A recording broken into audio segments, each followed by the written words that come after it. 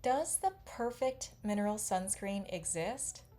No, but the ISDIN Eryfotona Actinica Sunscreen is really good. And although I normally like budget skincare products, I still buy this $73 sunscreen, at least when it's on sale. Let me tell you about why I like this sunscreen so much and how it compares to an even more expensive sunscreen, the $148 Pavise Dynamic Age Defense. Hi, I'm Dr. Sarah Shu, and I am a board certified dermatologist practicing in the United States. I used to be a chemical sunscreen only type of person for years. Most of the mineral sunscreens that I tried were drying, chalky, hard to spread. But my patients ask for mineral sunscreen recommendations all the time, so I kept trying new ones and I would get disappointed over and over again. Then a fancy friend of mine slash fellow dermatologist recommended this sunscreen to me, and it is the only mineral sunscreen that I've ever purchased a second bottle of. So, why is it so hard to find a good mineral sunscreen? Well, a lot of them have the issues that I mentioned earlier: chalky, white cast, hard to spread, residue. Some of them kind of feel like I'm rubbing diaper paste on my skin.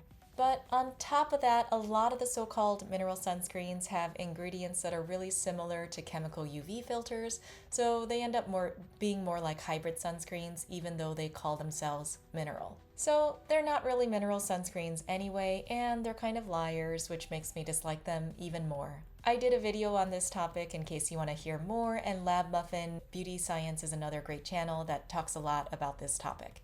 Anyway, this ISDIN sunscreen is a mineral sunscreen that's actually a mineral sunscreen instead of hybrid, pretending to be mineral. ISDIN also makes a tinted mineral sunscreen if that's more your thing. I still haven't found a tinted sunscreen that I really love. The ones that are advertised as a universal tint, or maybe they have 2 or 3 different options that cover apparently all different skin tones, I've never found one that's really a great match for my skin.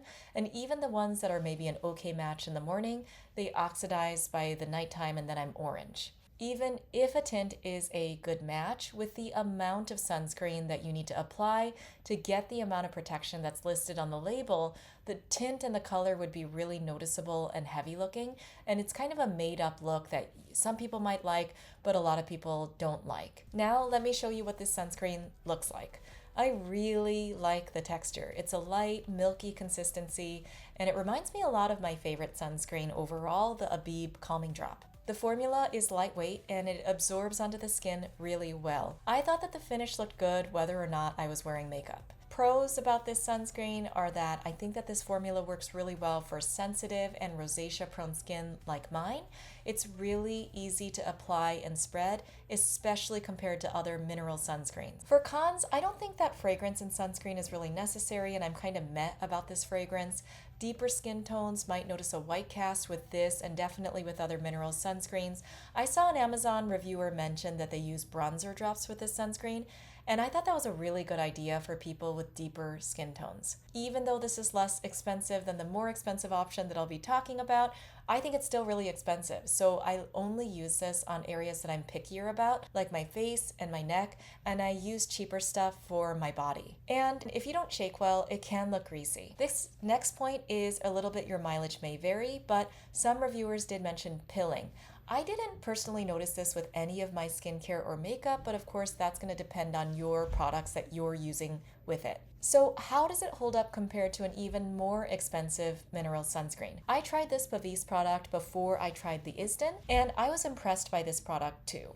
But I just can't personally justify the price because I like the less expensive ISDIN option just as much, if not more, than the Pavise. Compared to the Pavise, the reason why I liked the ISDIN product so much is that I felt that the ISDIN sunscreen was less irritating to my eyes, and I was able to apply that to my eyelids, whereas with the Pavise, I had to avoid using this on my eyelid skin because it would make me tear. I also prefer the finish on the ISDIN sunscreen. It's more of a silky and smooth finish, and the Pavise, when it dried down, felt still a little bit sticky to me. Again, the price. Lots of people like high-priced skincare, and if that makes you feel like a princess, I totally support you.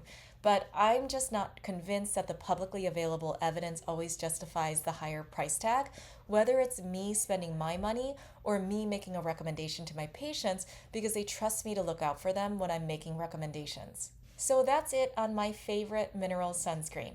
Let me know if you've tried it or if you have other mineral sunscreen recommendations to share. Thanks for watching, and I hope to see you next time.